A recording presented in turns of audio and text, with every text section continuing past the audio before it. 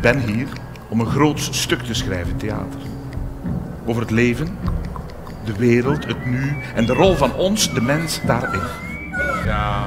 Ja.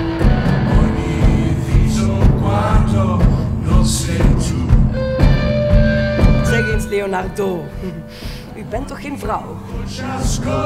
Mijn naam zal ik tot het uiterste verdedigen.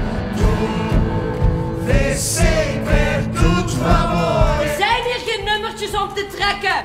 Dan ben ik dus aan de beurt. Ciao.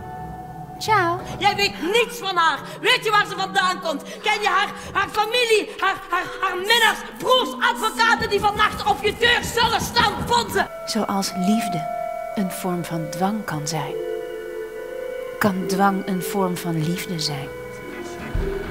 Verder nog vragen?